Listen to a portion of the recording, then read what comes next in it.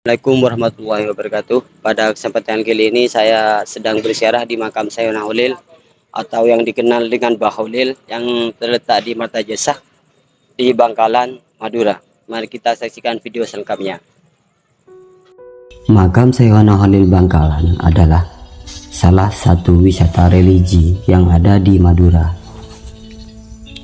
Tempat atau lokasi makam Sayyidina Holil terletak di Desa Martajasa, Kabupaten Bangkalan, Madura, Jawa Timur.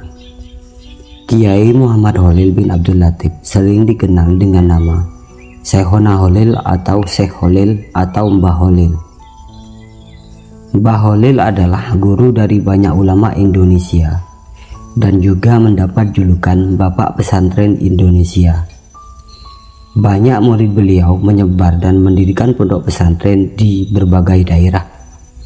Dan inilah beberapa santri dari Mbah Holil. Yang pertama, Kiai Haji Muhammad Hasan Sepuh, pendiri pondok pesantren Zainul Hasan Genggong, Probolinggo. Yang kedua, Kiai Haji Hasyim Asy'ari, pendiri Nahdlatul Ulama sekaligus pendiri pondok pesantren Tebu Ireng, Jombang. Yang nomor tiga, Kiai Haji Mustafa, pendiri pondok pesantren Tarbiyatul Tholabah, Kranji, Lamongan. Yang nomor empat, Kiai Haji Ahmad Dahlan Termas. Yang nomor lima, Kiai Haji Muhammad Falak bin Abbas, Pagentongan, Bogor. Nomor enam, Kiai Haji Imam Sahid, Jombang, kakek buyut dari MH Ainun Najib. Yang nomor tujuh, Kiai Haji Romli Tamim, menantu Kiai Haji Hasyim Asy'ari, pendiri pondok pesantren Darul Ulum Rejoso, Jombang. Yang nomor 8, Kiai Haji Tamim Irsad, pendiri pondok pesantren Darul Ulum Rejoso, Jombang. Yang nomor 9, Kiai Haji Abdul Wahab Hasbullah, pengasuh pondok pesantren Tambak Beras, Jombang. Yang nomor 10, Kiai Haji Bisri Samsuri, pengasuh pondok pesantren Denanyar, Jombang. Yang nomor 11, Kiai Haji Usmuni, pendiri pondok pesantren Pandian, Sumeneb. Nomor 12, Kiai Haji Saini Munim, pendiri pondok pesantren Nurul Jadid, Paiton, Probolinggo. Kiai Haji Hosin, Buduran, Sidoarjo. Kiai Haji Abdullah Mubarak, pendiri pondok pesantren Suryalaya, Tasikmalaya. Kiai Haji Mustafa, pendiri pondok pesantren Macan Putih, Belambangan. Kiai Haji Asy'ari, pendiri pondok pesantren Darut Tholabah, Wonosari, Bondowoso.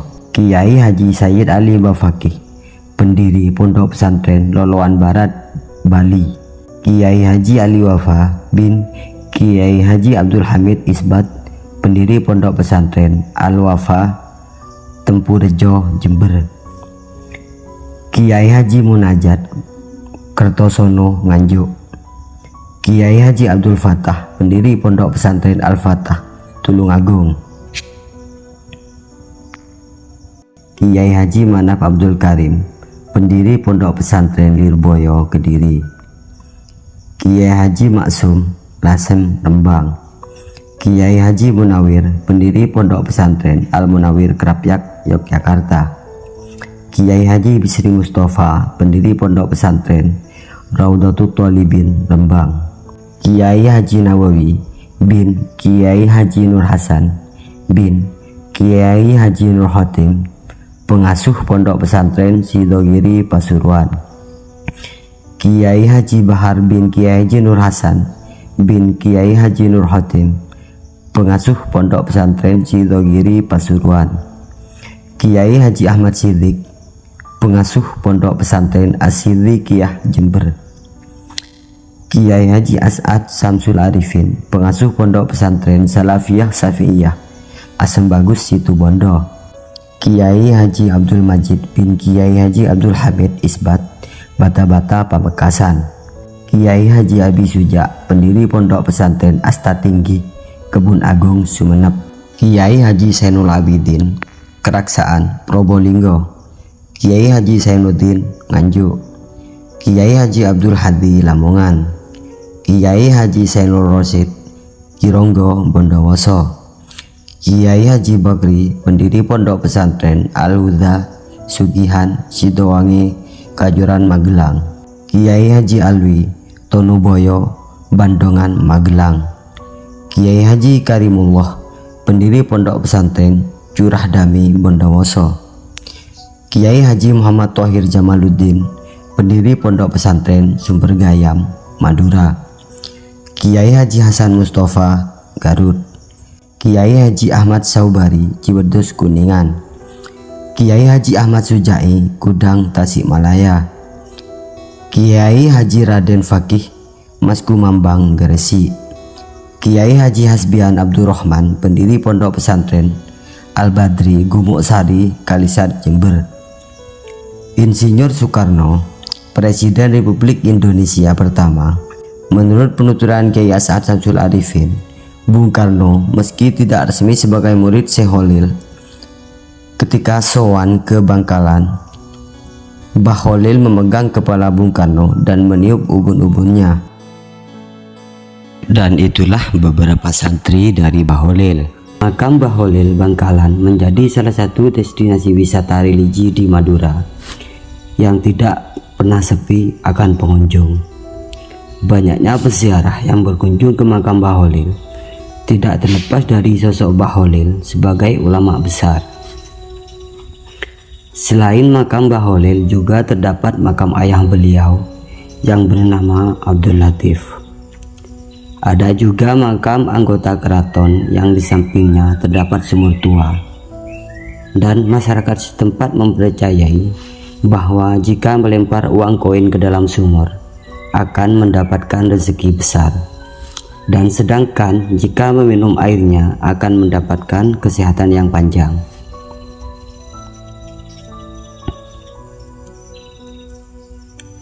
Mbah Khalil adalah ulama masyhur yang menjadi guru para pahlawan nasional. Tepat di lokasi pemakaman terdapat masjid yang dibangun sebagai bentuk penghormatan kepada ulama dan diberi nama Masjid Syekhona Muhammad Khalil. Dan fasilitas yang ada di makam tersebut seperti kamar mandi umum, masjid untuk beribadah, dan ada juga tempat untuk beristirahat. Di luar makam terdapat banyak tempat makan dan banyak toko souvenir khas Madura. Dan makam Mbah Khalil ini buka 24 jam dan tiket masuknya gratis tanpa dipungut biaya sepeser pun.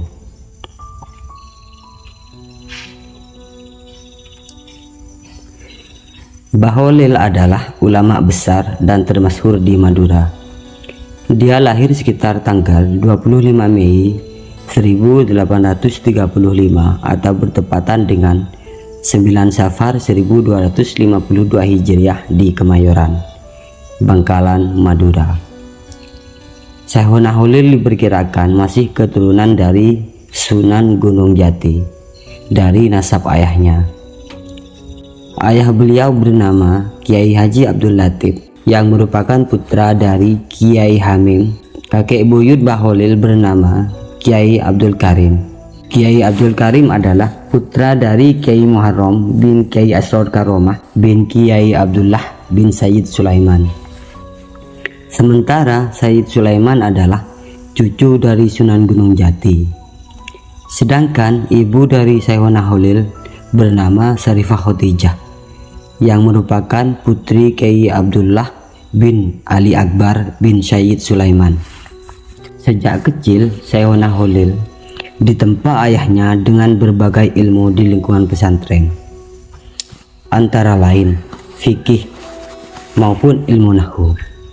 Setelah bekal ilmunya cukup, Kiai Latif mengirimkan Mbah Khalil mengembara belajar ke berbagai pondok pesantren, antara lain pesantren Langitan di Tuban, pesantren Cangaan di Pasuruan, pesantren Kebon Candi, dan pesantren Sidogiri. Setelah belajar di berbagai pesantren, Syekhona Khalil kemudian memutuskan menikah dengan Nyai Asik putri Lodra Putih dalam usia 24 tahun.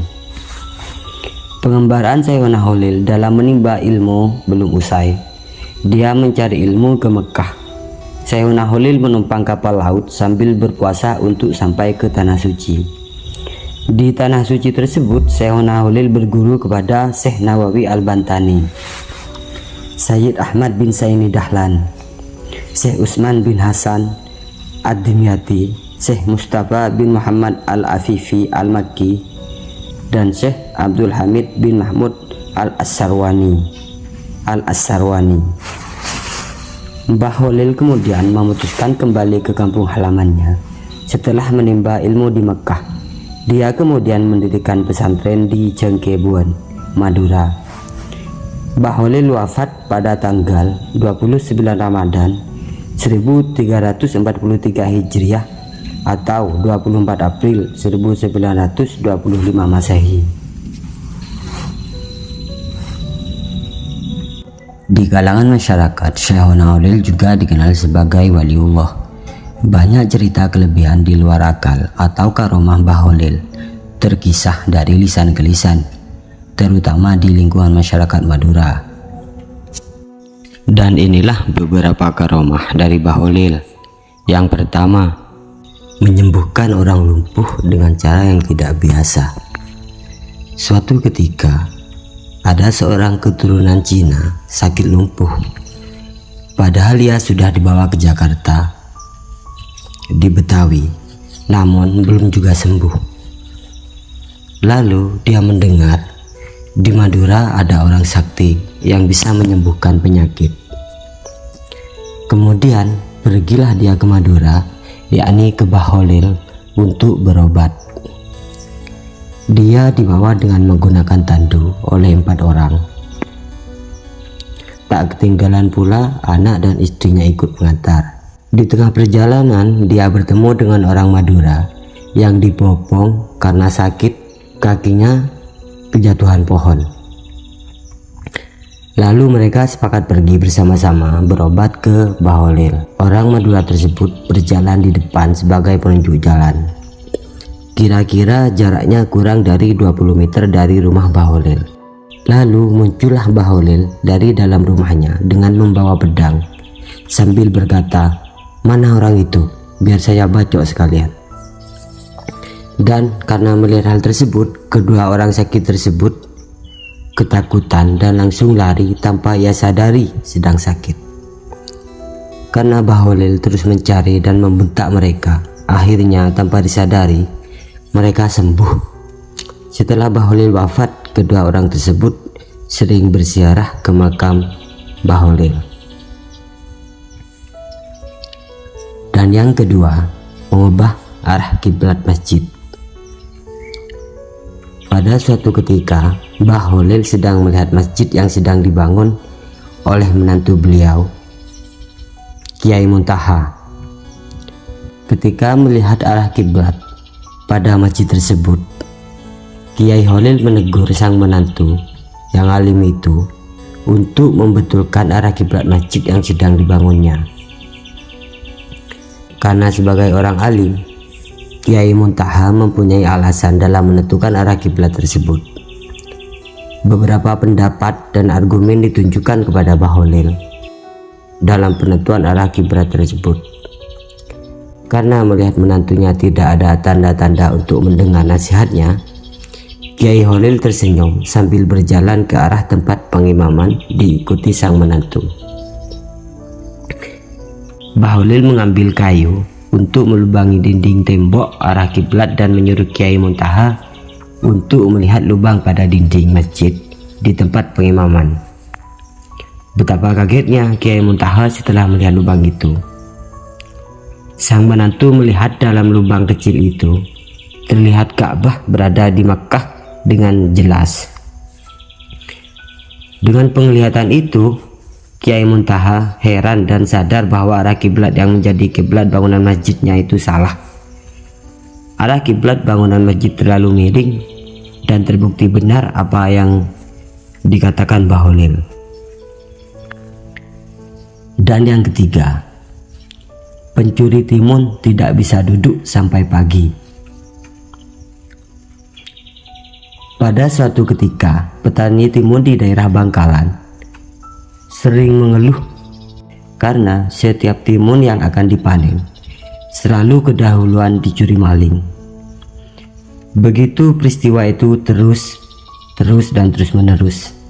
Akhirnya petani timun itu tidak sabar lagi. Setelah bermusyawarah, maka mereka putuskan untuk sowan ke Bahlil. Sesampainya di rumah Bahlil, sebagaimana biasanya kiai tersebut sedang mengajarkan kitab nahwu. Kitab tersebut bernama Jurmiyah, suatu kitab tata bahasa Arab tingkat pemula. Assalamualaikum Kiai, ucap salam para petani serentak. Waalaikumsalam warahmatullahi wabarakatuh, jawab Bahlil. Karena melihat banyaknya petani yang datang, Bahlil bertanya, "Sampean ada keperluan apa ya?" "Benar Kiai, akhir-akhir ini ladang timun kami selalu dicuri maling. Kami mohon kepada Kiai penangkalnya,"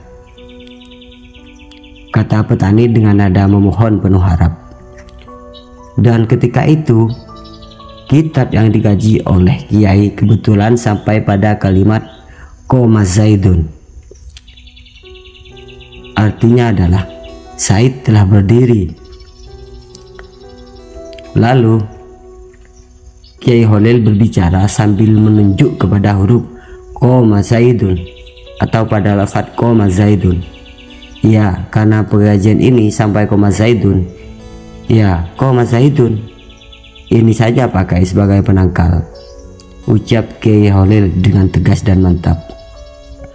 "Sudah Pak Kiai," ujar para petani dengan nada ragu dan tanda tanya. "Ya sudah," jawab Bahlil menandaskan. Mereka puas mendapatkan penangkal dari Kiai Haji Holil, dan para petani pulang ke rumah mereka masing-masing dengan penuh keyakinan kemujaraban penangkal dari Bahlil. Dan keesokan harinya, seperti biasanya, petani ladang timun pergi ke sawah masing-masing, dan mereka terkejut. Mereka melihat pemandangan di depannya karena sejumlah pencuri timun berdiri terus-menerus dan tidak bisa duduk. Dan tak ayal lagi, semua maling timun yang selama ini merajalela diketahui dan dapat ditangkap. Akhirnya penduduk berdatangan ingin melihat maling yang tidak bisa duduk itu. Semua upaya telah dilakukan, namun hasilnya sia-sia. Semua maling tetap berdiri dengan mecapucat karena ditonton orang yang semakin lama semakin banyak. Satu-satunya jalan agar para maling itu bisa duduk, diputuskan wakil petani untuk sowan ke Bahlil. Setibanya di kediaman Bahlil, perwakilan itu diberi obat penangkal. Begitu obat disentuhkan ke badan maling yang sial itu, akhirnya dapat duduk seperti sedia kala. Dan para pencuri itu pun menyesal dan berjanji tidak akan mencuri lagi di ladang yang selama ini menjadi tempat mereka mencuri timun. Dan sejak saat itu, petani timun di daerah Bangkalan menjadi makmur dan aman. Sebagai rasa terima kasih kepada Bahlil, mereka memberikan hasil panennya, yaitu timun, ke pondok pesantren yang jumlahnya sangat banyak. Sejak itu berhari-hari para santri di pondok kebanjiran timun, dan hampir di seluruh pojok-pojok pondok pesantren dipenuhi dengan timun. Dan yang nomor 4, Bahlil kedatangan Habib. Pada suatu hari menjelang sholat maghrib, seperti biasanya Bahlil mengimami jamaah sholat bersama para santri Bahlil di Demangan. Bersamaan dengan Bahlil mengimami sholat, tiba-tiba kedatangan tamu yang berbahasa Arab. Orang Madura menyebutnya Habib. Seusai melaksanakan sholat, Bahlil menemui tamunya, termasuk orang Arab yang baru datang itu. Sebagai orang Arab yang mengetahui kefasihan bahasa Arab, Habib menghampiri Bahlil seraya berucap, "Bacaan Al-Fatihah antum." atau Anda kurang fasih, tegur Habib. Setelah berbasa-basi beberapa saat, Habib dipersilahkan mengambil wudhu untuk melaksanakan sholat maghrib. Tempat wudhu ada di sebelah masjid itu. Silahkan ambil wudhu di sana, ucap Bahlil menunjukkan arah tempat wudhu. Baru saja selesai wudhu, tiba-tiba Habib dikejutkan dengan munculnya macan tutul, dan Habib itu terkejut terus berteriak dengan bahasa Arabnya yang fasih untuk mengusir macan tutul yang makin mendekat itu. Meskipun Habib tersebut mengucapkan bahasa Arab dengan fasih untuk mengusir macan tutul, namun macan itu tidak pergi juga. Mendengar ribut-ribut di sekitar tempat wudhu, Bahlil datang menghampiri. Melihat ada macan yang tampaknya penyebab keributan itu, Bahlil mengucapkan sepatah dua patah kata yang kurang fasih. Dan anehnya, macan itu mendengar kalimat yang dilontarkan Bahlil yang nampaknya kurang fasih itu. Macan itu kabur menjauh, dan dengan kejadian ini Habib itu paham dan mengerti bahwa sebetulnya Bahlil bermaksud memberi pelajaran kepada dirinya bahwa suatu ungkapan bukan terletak antara fasih dan tidak fasihnya, justru melainkan sejauh mana penghayatan makna dalam ungkapan itu. Dan yang nomor 5, kedatangan macan dari Jombang. Suatu ketika di bulan Syawal, Bahlil tiba-tiba memanggil santrinya. Anak-anakku, sejak hari ini kalian harus memperketat penjagaan pondok pesantren. Pintu gerbang harus senantiasa dijaga, karena sebentar lagi akan ada macan masuk ke pondok kita ini, ucap Bahlil dengan nada serius. Mendengar tutur guru yang sangat dihormati itu, segera para santri mempersiapkan diri. Dan karena waktu itu sebelah timur Bangkalan memang terdapat hutan-hutan yang sangat lebat dan rimbun dan angker, hari demi hari penjagaan diperketat. Tapi macan yang ditunggu-tunggu itu belum kelihatan juga. Dan memasuki minggu ketiga, datanglah santri. Kurus dan masih muda, tidak terlalu tinggi, dan kulitnya kuning langsat dan menenteng kompor seng. Dan setelah santri itu sampai di depan rumah Bahlil, ia mengucapkan salam. Mendengar salam itu bukan jawaban salam yang diterima, akan tetapi Bahlil malah berteriak memanggil santrinya. Hei santri semua, ada macan, ayo kita kepung, jangan sampai masuk pondok, seru Bahlil. Bak seorang komandan yang lagi sedang memimpin perang. Karena mendengar teriakan Bahlil, kontan saja semua santri berhamburan datang sambil membawa apa yang ada, tongkat, pacul, celurit, pedang, untuk mengepung pemuda yang baru datang tadi yang mulai nampak kelihatan pucat. Karena tidak ada pilihan lagi kecuali lari 1000 langkah. Namun karena tekad ingin belajar sama Bahlil begitu menggelora, keesokan harinya mencoba untuk datang lagi. Begitu memasuki pintu gerbang pesantren, langsung disongsong dengan usiran ramai-ramai. Demikian juga keesokan harinya.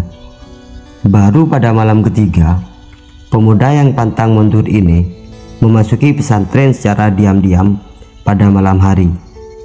Karena lelahnya pemuda itu yang disertai rasa takut yang mencekam, akhirnya tertidur di bawah kentongan surau. Dan secara tidak diduga, tengah malam Bahlil datang dan membantu membangunkannya. Karuan saja dimarahi habis-habisan, pemuda itu dibawa ke rumah Bahlil. Dan setelah berbasa-basi dengan 1000 alasan, pemuda itu merasa lega setelah resmi sebagai santri Bahlil. Dan pemuda itu bernama Abdul Wahab Hasbullah. Dan pada kemudian hari, santri yang diisyaratkan macan itu dikenal dengan nama Kiai Haji Wahab Hasbullah, kiai yang sangat alim, jago berdebat, dan sebagai orang yang membentuk komite Hijaz dan pembaru pemikiran. Kehadiran Kiai Haji Wahabatullah di mana-mana selalu berwibawa dan disegani oleh semua orang, kawan maupun lawan, bagaikan seekor macan, seperti yang diisyaratkan Bahlil. Karomah Bahlil yang nomor 6, melindungi calon santri dari musibah. Pada suatu ketika, Bahlil berusaha melindungi calon santrinya dari musibah, padahal dia berada di Bangkalan, sementara sang calon santri di tengah alas roban, Batang, Pekalongan. Menurut cerita sang calon santri yang bernama Muhammad Amin, ia berangkat dari Kempek, Cirebon bersama 5 orang temannya menuju Bangkalan, Madura untuk berguru kepada Bahlil. Mereka tidak membawa bekal apa-apa kecuali beberapa lembar sarung, baju, dan celana untuk tidur, parang, serta titikan atau alat pemantik api yang terbuat dari batu. Setelah berjalan kaki dengan jarak yang sangat jauh dan berhari-hari, menerobos hutan dan menyeberangi sungai, mereka sampai di tepi hutan roban di luar kota Batang, Pekalongan. Hutan itu terkenal angker sehingga tidak ada yang berani merambahnya. Pohon-pohon yang ada di hutan itu besar-besar, sangat tinggi, banyak binatang buas di dalamnya. Namun yang lebih menyeramkan, banyak perampok yang berkeliaran di tepi hutan itu. Mereka perampok yang kejam dan tidak segan-segan membantai mangsanya kalau melawan. Menjelang malam, tatkala 6 orang calon santri itu sedang mencari tempat untuk tidur, tiba-tiba muncul sesosok laki-laki. Namun karena tampangnya biasa-biasa saja, mereka tidak menaruh curiga. Bahkan orang itu kemudian bertanya, apa mereka punya titikan? Karena ia akan menyuruh rokok. Namun setelah benda itu dipegangnya, ia mengatakan bahwa batu itu terlalu halus sehingga sulit dipakai untuk membuat api. Masih perlu dibikin kasar sedikit, kata orang itu, sambil memasukkan batu tersebut ke mulutnya, lalu menggigitnya sehingga pecah menjadi 2. Terbelalak mata 6 orang calon santri itu menyaksikan kekuatan mulut laki-laki itu. Mereka gemetar ketakutan. Serahkan barang-barang kalian, hardik orang itu. Amin yang paling berani di antara mereka menjawab, kalau barang-barang kami diambil, kami tidak bisa melanjutkan perjalanan ke Bangkalan. Mendengar kata Bangkalan, orang itu tampak was-was. Mengapa kalian ke sana? Dia balik bertanya. Kami mau berguru kepada Bahlil, jawab si Amin. Tersentak laki-laki itu, seperti pemburu tergigit ular berbisa. Wajahnya pucat pasi, bibirnya menggigil. Jadi kalian mau nyantri sama Bahlil? Betul, sahut 6 calon santri itu bersamaan. Mereka gembira karena merasa tidak akan dirampok, tapi dugaan itu meleset. Kalau begitu, serahkan semua barangmu kepadaku, kata lelaki itu. Kalian tidur saja di sini, dan aku akan menjaga kalian semalaman. Makin ketakutan saja para remaja itu. Mereka kemudian memang membaringkan badan, tapi mata tidak bisa diajak tidur semalaman. Maut seakan sudah dekat saja. Keesokan harinya, selepas mereka sholat subuh, lelaki itu mengajak mereka pergi. Ayo kita berangkat, ujarnya. Kemana? Tanya para calon santri. Akan kuantar kalian keluar dari hutan ini agar tidak terganggu oleh perampok lain, jawabnya tampak ramah. Dalam hati mereka bertanya-tanya apa maunya orang ini.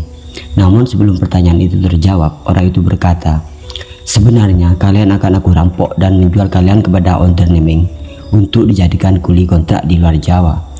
Tapi ilmu saya akan berbalik mencelakakan diri saya kalau berani mengganggu para calon santri Bahlil. Sebab guru saya pernah dikalahkan oleh Bahlil dengan ilmu putihnya. Maka 6 remaja dari Kempek itu kian mantap untuk menyantri ke Bahlil. Terlebih lagi baru di perjalanan saja untuk menuju pesantren Bahlil, mereka telah memperoleh karomah dari pemimpin pesantren tersebut. Begitulah karomah Bahlil yang menyelamatkan calon santrinya dari perampok. Karomah Bahlil yang nomor 7. Tertawa keras ketika Bahlil sedang sholat.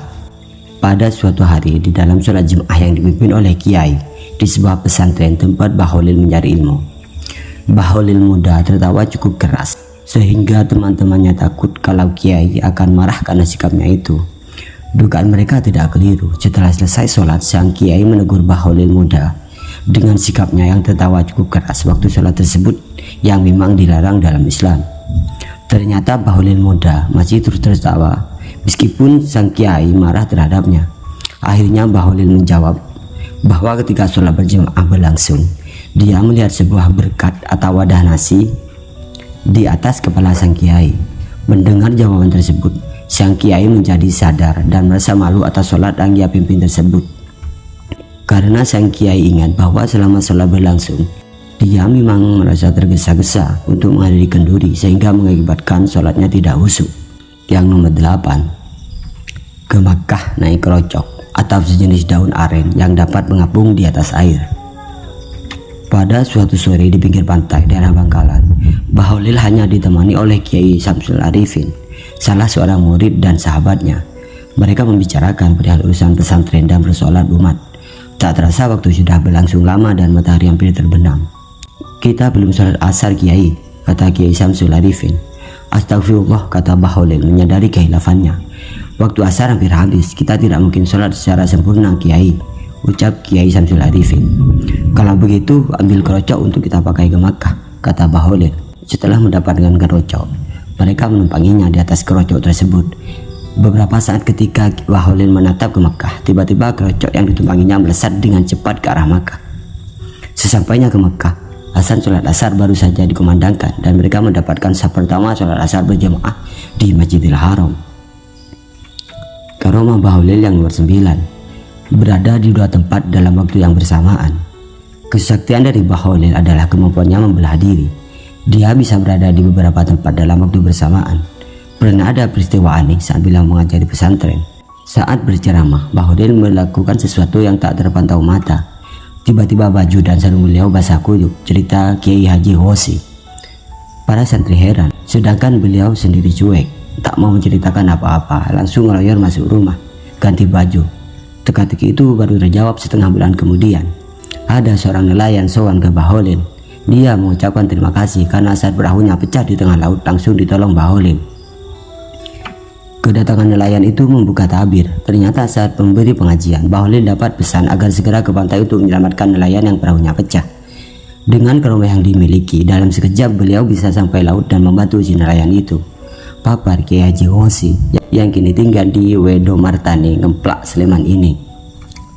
Karomah Bahlil yang nomor 10, debat rajungan atau kepiting. Pada suatu hari, para ulama Mekah berkumpul di Masjidil Haram untuk berdiskusi membahas masalah dan hukum Islam yang sedang terjadi di Mekah. Semua persoalan didiskusikan tanpa hambatan dan selalu mendapatkan solusi dan kesepakatan semua ulama tersebut. Akan tetapi pada masalah mengenai halal atau haramnya kepiting dan rajungan terjadi banyak pendapat dan tidak menemukan solusi. Bahlil pada waktu itu berada di antara peserta diskusi sambil mendengarkan dengan tekun sambil sesekali tersenyum melihat silang pendapat para peserta diskusi. Melihat jalan buntu permasalahan yang ada di hadapannya, Bahlil minta izin untuk menawarkan solusi untuk masalah tersebut. Akhirnya Bahlil dipersilakan untuk naik ke atas mimbar oleh pemimpin diskusi. Setelah tiba di atas mimbar, Bahlil berkata, "Saudara sekalian, ketidaksepakatan kita dalam menentukan hukum kepiting dan rajungan ini, menurut saya disebabkan karena saudara sekalian belum melihat secara pasti wujud kepiting dan rajungan," ujar Bahlil. Semua ulama yang hadir dalam diskusi tersebut menyetujui keterangan Bahlil tersebut. "Saudara sekalian, adapun wujud kepiting seperti ini," ucap Bahlil sambil memegang kepiting yang masih basah. "Sedangkan yang rajungan seperti ini," lanjut Bahlil sambil memegang rajungan yang masih basah, "seakan baru mengambil dari laut."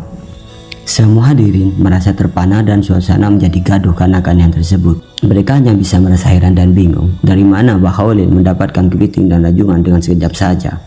Maka setelah kejadian itu, masalah halal atau haramnya kepiting dan rajungan telah menemukan solusinya. Sejak kejadian itu, Bahlil menjadi ulama yang disegani di antara ulama Masjidil Haram. Karomah Bahlil yang nomor 11, Bahlil dipenjara oleh penjajah. Masa hidup Bahlil tidak luput dari gejolak perlawanan terhadap Belanda. Tetapi dengan caranya sendiri Bahlil melakukan perlawanan. Pertama, ia melakukannya dalam bidang pendidikan. Dalam bidang ini, Bahlil mempersiapkan murid-muridnya untuk menjadi pemimpin yang berilmu, berwawasan, tangguh dan mempunyai integritas baik kepada agama maupun bangsa. Ini dibuktikan dengan banyaknya pemimpin umat dan bangsa yang lahir dari tangannya. Salah satu di antaranya Kiai Haji Masari, pendiri pesantren Tebu Ireng. Cara yang kedua, Bahlil tidak melakukan perlawanan secara terbuka, melainkan ia lebih banyak berada di balik layar. Realitas ini tergambar bahwa ia tak segan-segan untuk memberi isu atau mengisi kekuatan batin atau tenaga dalam. Kepada pejuang pun, Bahlil tidak keberatan pesantrennya dijadikan tempat persembunyian. Ketika pihak penjajah mengetahuinya, Mbah Holil ditangkap dengan harapan para pejuang menyerahkan diri. Di hari-hari selanjutnya, ribuan orang datang ingin menjenguk dan memberi makanan kepada Mbah Holil. Bahkan banyak yang meminta ikut ditahan bersamanya. Kejadian tersebut menjadikan pihak Belanda dan sekutunya merelakan Mbah Holil untuk dibebaskan saja. Karomah Mbah Holil yang nomor 13, santri yang tidak ikut jamaah. Dan di antara karomahnya, pada suatu hari menjelang pagi, santri bernama Bahar dari Sidogiri merasa gundah. Dalam benaknya, tentu pagi itu tidak bisa sholat subuh berjamaah. Ketidakikutsertaan Bahar sholat subuh berjamaah bukan karena malas, tetapi disebabkan halangan junub. Semalam Bahar bermimpi tidur dengan seorang wanita. Sangat dipahami kegundahan Bahar, sebab wanita itu adalah istri Mbah Holil, istri gurunya. Menjelang subuh terdengar Mbah Holil marah besar sambil membawa sebilah pedang seraya berucap, "Santri kurang ajar, santri kurang ajar." Para santri yang sudah naik masjid untuk sholat berjemaah merasa heran dan tanda tanya, apa dan siapa yang dimaksud santri kurang ajar itu. Subuh itu Bahar memang tidak ikut sholat berjemaah, tetapi bersembunyi di belakang pintu masjid. Seusai sholat subuh berjemaah, Mbah Holil menghadapkan wajahnya kepada semua santri seraya bertanya, "Siapa santri yang tidak ikut berjemaah?" ucap Mbah Holil dengan nada menyelidik. Semua santri merasa terkejut, tidak menduga akan mendapat pertanyaan seperti itu. Para santri menoleh ke kanan dan ke kiri mencari tahu siapa yang tidak hadir. Ternyata yang tidak hadir waktu itu hanyalah Bahar. Kemudian Mbah Holil memerintahkan mencari Bahar dan dihadapkan kepadanya. Setelah diketemukan lalu dibawa ke masjid, Mbah Holil menatap tajam-tajam kepada Bahar seraya berkata, "Bahar, karena kamu tidak hadir sholat subuh berjamaah maka harus dihukum. Tebanglah 2 rumpun bambu di belakang pesantren dengan peto ini," perintah Mbah Holil. Peto adalah sejenis pisau kecil dipakai menyabit rumput. Setelah menerima perintah itu, segera Bahar melaksanakan dengan tulus. Dapat diduga bagaimana Bahar menebang 2 rumpun bambu dengan suatu alat yang sangat sederhana sekali. Tentu sangat kesulitan dan memerlukan tenaga serta waktu yang sangat lama. Hukuman ini akhirnya diselesaikan dengan baik. "Alhamdulillah sudah selesai, Kiai," ucap Bahar dengan sopan dan rendah hati. "Kalau begitu, sekarang kamu makan nasi yang ada di nampan itu sampai habis," perintah Mbah Holil kepada Bahar. Sekali lagi santri Bahar dengan patuh menerima hukuman dari Mbah Holil. Setelah Bahar melaksanakan hukuman yang kedua, santri Bahar lalu disuruh makan buah-buahan sampai habis yang ada di nampan yang telah tersedia. Mendengar perintah ini, santri Bahar melahap semua buah-buahan yang ada di nampan itu. Setelah itu santri Bahar diusir oleh Mbah Holil seraya berucap, "Hai santri, semua ilmuku sudah dicuri oleh orang ini," ucap Mbah Holil sambil menuju ke arah Bahar. Dengan perasaan senang dan mantap, santri Bahar pulang meninggalkan pesantren Mbah Holil menuju kampung halamannya. Memang benar, tak lama setelah itu santri yang mendapat isyarat mencuri ilmu Mbah Holil itu menjadi kiai yang sangat alim yang memimpin sebuah pondok pesantren besar di Jawa Timur. Kiai beruntung itu bernama Kiai Bahar, seorang kiai besar dengan ribuan santri yang diasuhnya di pondok pesantren Sidogiri, Pasuruan, Jawa Timur. Karomah Mbah Holil yang nomor 13, berselisih. Suatu ketika Habib Jindan bin Salim berselisih pendapat dengan seorang ulama. Manakah pendapat yang paling sahih dalam ayat Malik Yaumiddin? Malikinya dibaca Maliki dengan memakai alif setelah mim ataukah Maliki tanpa alif? Setelah berdebat tidak ada titik temu, akhirnya sepakat untuk sama-sama datang ke Kiai Keramat, Mbah Holil Bangkalan. Ketika itu Mbah Holil yang jadi mahaguru para kiai Pulau Jawa itu sedang duduk di dalam musola. Saat rombongan Habib Jindan sudah dekat ke musola, sontak saja Mbah Holil berteriak, "Malik Yaumiddin ya Habib, Malik Yaumiddin Habib," teriak Mbah Holil Bangkalan menyambut kedatangan Habib Jindan. Tentu saja dengan ucapan selamat datang yang aneh itu, sang Habib tak perlu bersusah payah menceritakan soal sengketa Malik Yaumiddin ataukah Malik Yaumiddin itu. Demikian cerita Habib Lutfi bin Yahya ketika menjelaskan perbedaan pendapat ulama dalam bacaan ayat itu pada tafsir Tabari. Karomah Mbah Holil yang nomor 14, didatangi tamu. Di Bangkalan Madura hidup sepasang suami istri yang cukup bahagia. Pada suatu hari sang suami berkata kepada istrinya, "Bu, saya ingin sekali sowan atau berkunjung ke Mbah Holil," katanya pada suatu pagi. "Itu bagus sekali Pak, tetapi yang akan kita bawa sebagai oleh-oleh kepada Mbah Holil, kita tidak mempunyai apa-apa kecuali sebuah bentul," jawab istrinya. "Tidak apa-apa, bentul itu saja yang kita bawa asalkan kita ikhlas. Insya Allah akan diterima," tegas sang suami meyakinkan istrinya. Maka berangkatlah suami istri tersebut ke Mbah Holil dengan berbekal tawakal dan sebuah bentul. Mereka yakin akan diterima Mbah Holil dengan baik. Bentul adalah makanan yang sangat sederhana sejenis talas. Sesampainya di kediaman Mbah Holil, kedatangannya sudah ditunggu. Mereka disambut dengan hangat. "Kiai, saya tidak membawa apa-apa, hanya sebuah bentul ini yang bisa kami aturkan untuk Kiai," ucap sang suami rada malu-malu. "Wah, kebetulan, saya memang ingin makan bentul," jawab Mbah Holil menghibur. Kemudian Mbah Holil memanggil beberapa santri dan menyuruhnya untuk merebus bentul yang baru diterimanya itu. Tak lama setelah itu, santri datang membawa bentul yang sudah direbus itu. Mbah Holil kelihatan sangat senang dan suka terhadap bentul itu, lalu dimakannya sampai habis. Suami istri yang sowan ke Mbah Holil itu merasa senang, sebab apa yang dikhawatirkan selama ini menjadi kegembiraan. Beberapa hari kemudian, suami istri itu ingin sowan kembali ke Mbah Holil. Masih segar diingatan, suami istri itu akan kesukaan Mbah Holil. Kali ini tidak seperti dahulu, mereka membawa oleh-oleh bentul sebanyak-banyaknya, dengan harapan Mbah Holil sangat senang menerimanya. Maka berangkatlah suami istri tersebut ke ulama karismatik itu. Tidak seperti dahulu, dugaan mereka meleset, mereka disambut dengan dingin. Begitu juga dengan oleh-oleh yang banyak itu. Mbah Holil tidak menerima oleh-olehnya dan disuruh bawa pulang kembali. Pada saat mereka pulang, disadarinya apa yang telah mereka lakukan selama ini. Ternyata oleh-oleh bentul yang pertama diniatkan semata-mata karena keikhlasan dan tawakal kepada Allah. Sedangkan soal yang kedua tidak dilandaskan dengan keikhlasan, tetapi rasa pamrih. Mereka meyakini atas kekuatannya sendiri dan merasa dirinya mampu membawa oleh-oleh kepada Kiai. Dan itu sangat tidak disukai Kiai Holil. Dan itu sangat tidak disukai Mbah Holil. Karomah Mbah Holil yang nomor 15. Disuruh perbanyak istighfar. Suatu hari Mbah Holil kedatangan 3 tamu yang menghadap secara bersamaan. "Sampean ada keperluan apa?" "Saya pedagang, Kiai, tetapi hasil tidak didapat, malah rugi terus-menerus," ucap tamu pertama.